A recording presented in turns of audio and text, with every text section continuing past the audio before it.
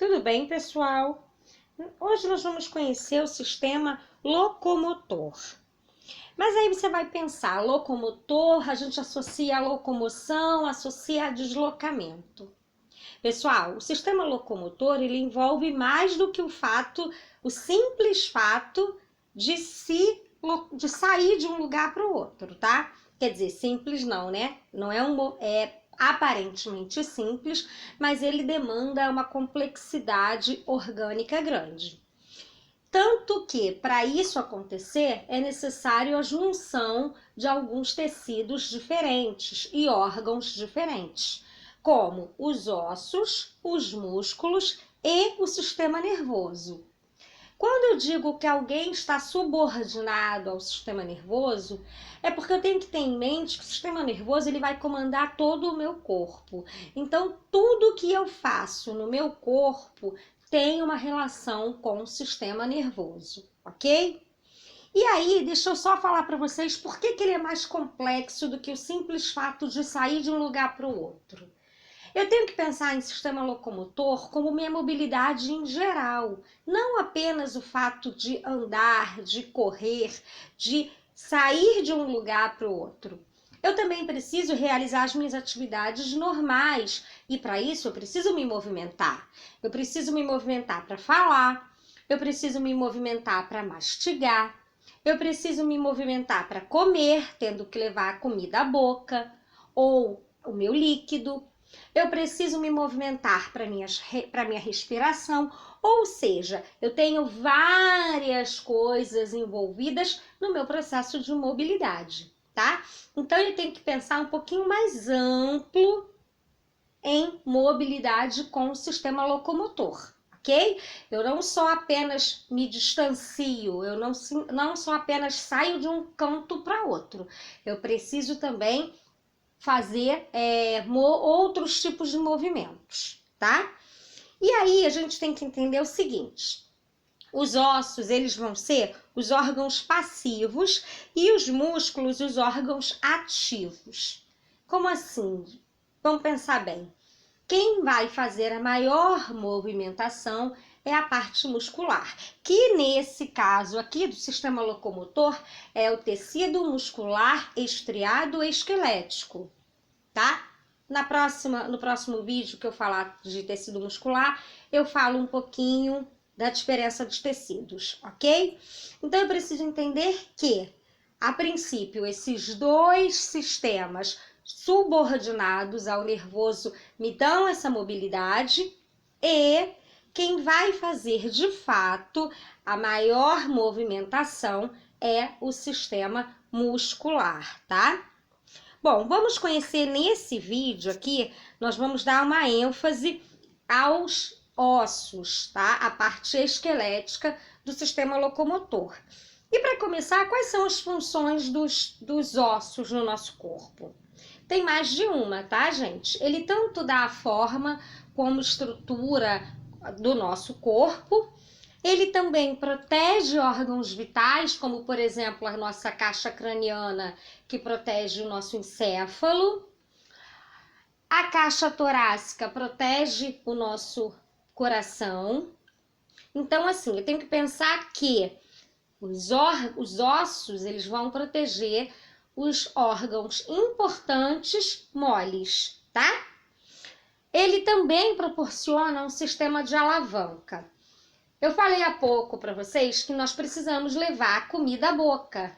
Esse movimento do braço de levar a comida à boca, ou de ter que abaixar para amarrar o cadastro do tênis, ou de ter que levantar algum objeto, são feitos pelo sistema locomotor. Mas a alavanca, ele vai favorecer o meu trabalho de levantar alguma coisa, de carregar alguma coisa, tá? Ele vai minimizar o nosso esforço. E isso o nosso sistema locomotor, através dos ossos, consegue fazer. É por isso que às vezes a gente consegue carregar, levantar uma coisa que aparentemente é pesada, ou bem próximo, ou até às vezes mais do que o nosso próprio corpo, por causa desse sistema de alavanca, porque a alavanca vai funcionar minimizando o nosso esforço, tá? Então, o sistema locomotor e, no caso aqui especificamente dos ossos, tem essa função.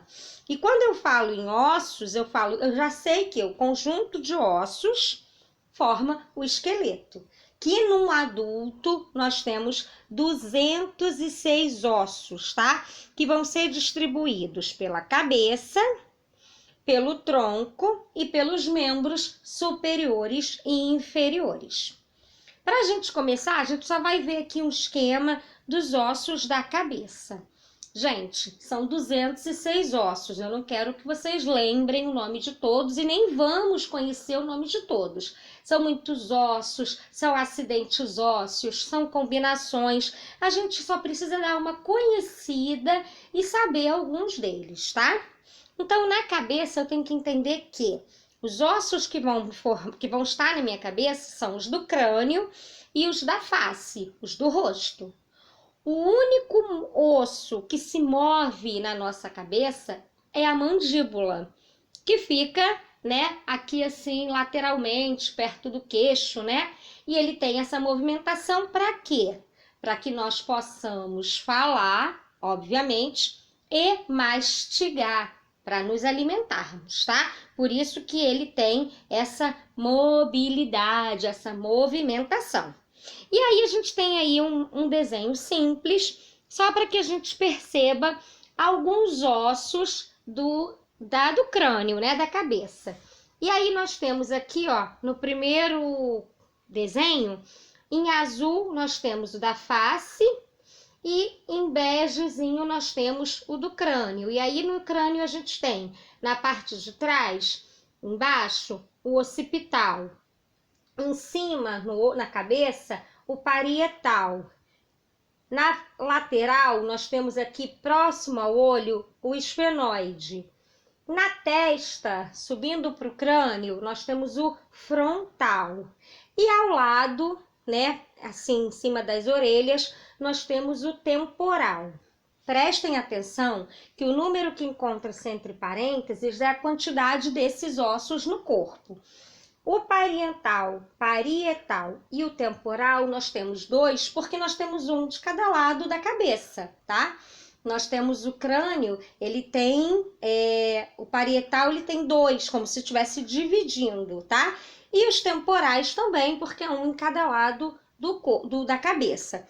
Já o temporal, o occipital e o frontal é um só, porque é como se fosse fechar o crânio, um atrás e um na frente.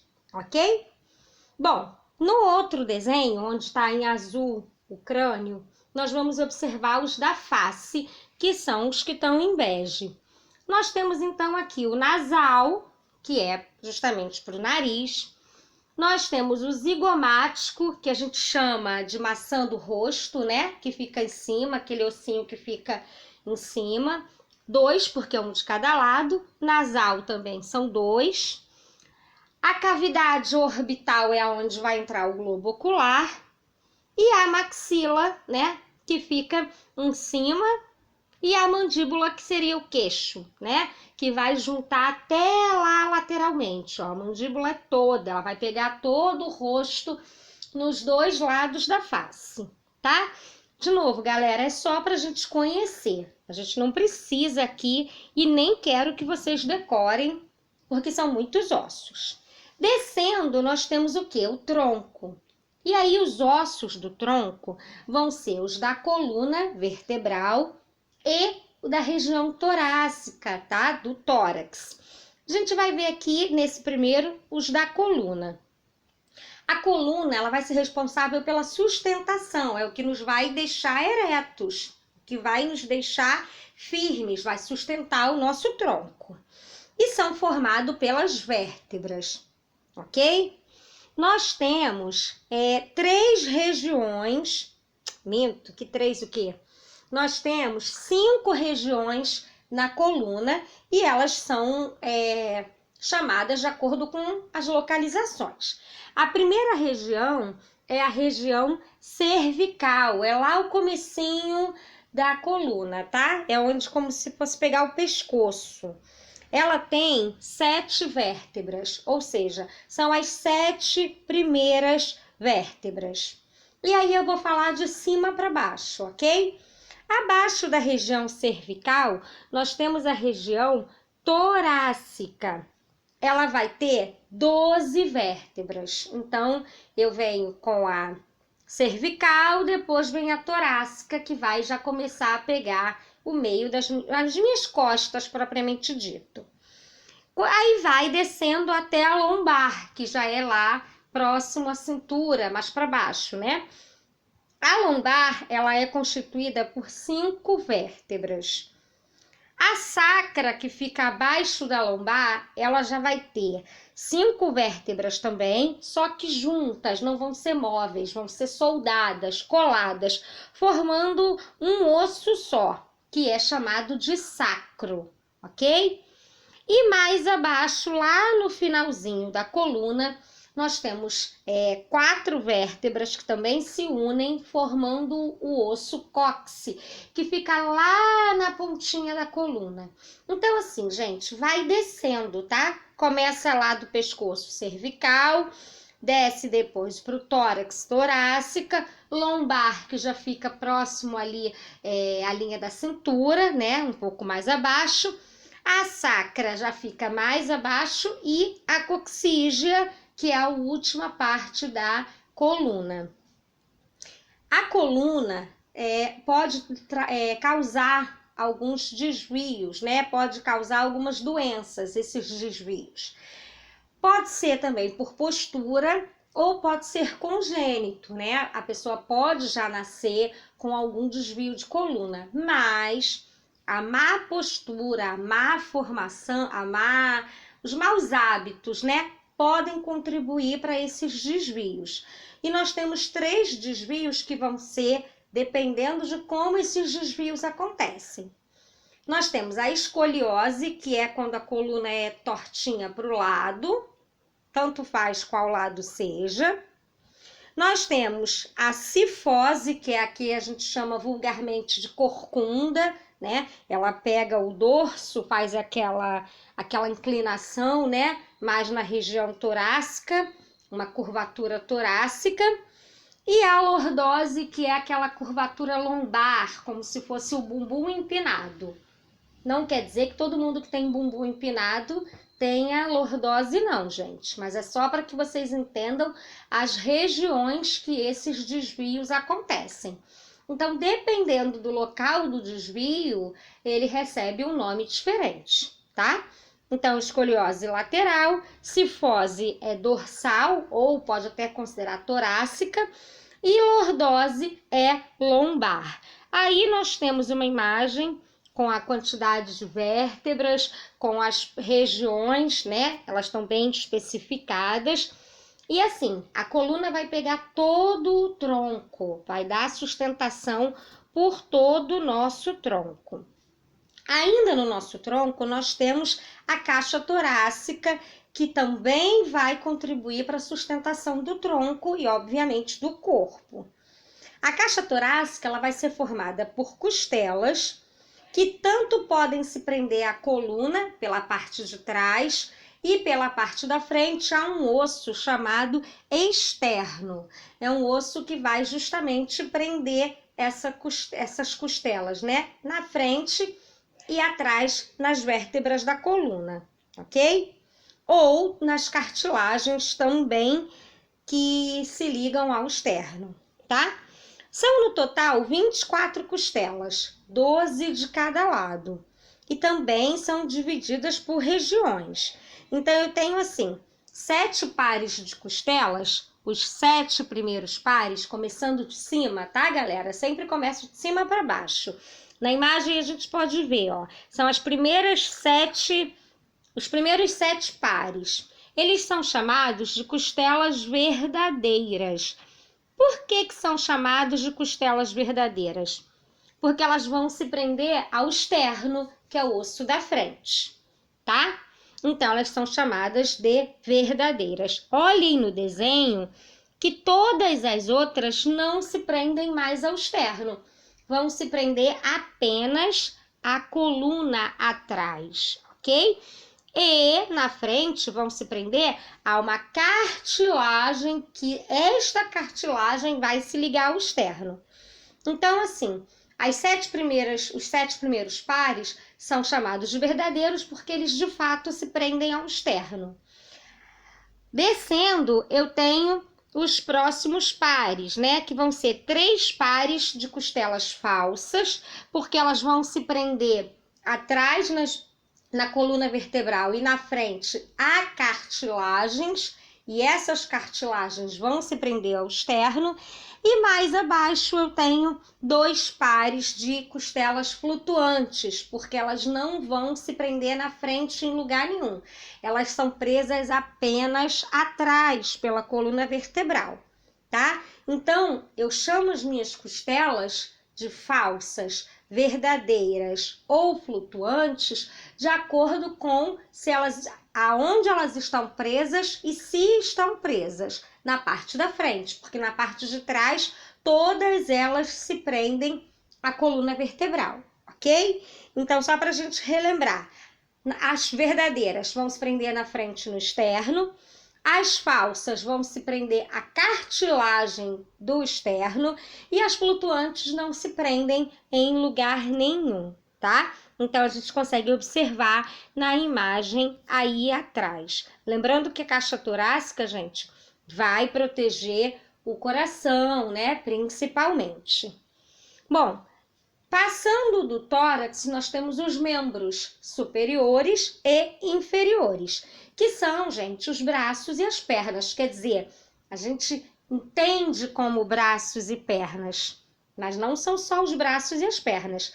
Nos membros superiores, por exemplo, a gente começa pelo ombro, braço, antebraço e mão.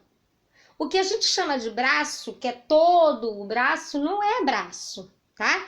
A gente tem o braço, o que seria do ombro ao cotovelo, e antebraço, que seria do cotovelo ao punho, as mãos, tá? Então, vamos lá. O ombro. No ombro, nós temos 2 ossos. A clavícula, que vai prender a costela à escápula, que fica atrás. Então, a escápula, galera, é esse osso achatadinho aí, eu não vou dizer triangular, porque ele não é triangular, é o maior achatado. Eu não sei se vocês conseguem enxergar na figura e conseguem ler, mas é só pensar que é o que fica nas costas, o que a gente chama de asa. Isso, parece uma asa, tá? Então, aqui, ó, a escápula fica nas costas, fica atrás, né? E ele parece uma asa. Na frente, eu tenho a clavícula, que vai ligar a minha escápula e minha clavícula formando o meu ombro, tá? Bom, aí eu tenho, descendo do meu ombro, eu tenho o meu braço propriamente dito. E no meu braço eu tenho um osso chamado húmero. Então, esse osso que pega do ombro até o cotovelo é chamado de húmero e faz parte do braço. Do cotovelo para o punho, eu tenho o antebraço, que eu tenho 2 ossos. A ulna, que fica mais do lado de fora, e a ulna. Eita, falei besteira. A ulna do lado de fora e o rádio do lado de dentro. Falei ulna 2 vezes. Então, eu tenho. É porque fora e dentro depende, né? Mas assim, ó, se você olhar aqui no desenho, você vai ver que a ulna, ela é mais grossa, tá? Então, esse osso mais grosso do braço, do antebraço, é a ulna. Esse osso mais fino que fica ao lado é o rádio. Esses 2 ossos formam o antebraço. E aí eu chego, então, à minha mão. A minha, né? As mãos. E as mãos são divididas em 3 partes. Em carpo, que é o punho, metacarpo, é como se fosse a parte da palma, entre o punho e os dedos, e as falanges, que são os dedos.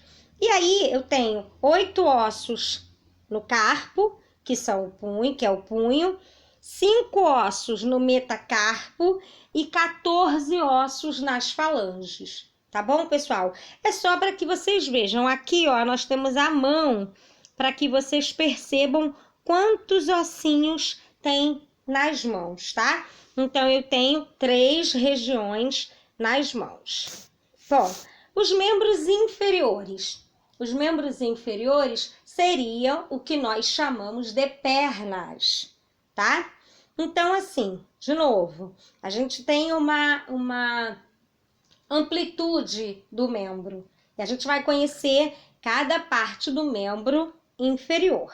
Então, eles vão englobar a cintura pélvica, ou seja, o osso, gente, que vai ligar a parte da lombar, da coluna, né, com a perna, tá? Então, nós temos a cintura pélvica, que é um osso íleo, junto com o sacro. Lembra que eu falei que o sacro é um osso lá da coluna, que são 5 vértebras fundidas, juntas, soldadas? Então, esse osso sacro, ele vai se articular ao ilho, que é outro osso que fica nessa área aqui abaixo da lombar, o que a gente chamaria de bacia, né? Que fica, quadril, para a gente entender a localização. Aqui é a cintura pélvica, tá, pessoal? Então, são esses 2 ossos, o ilho e o sacro.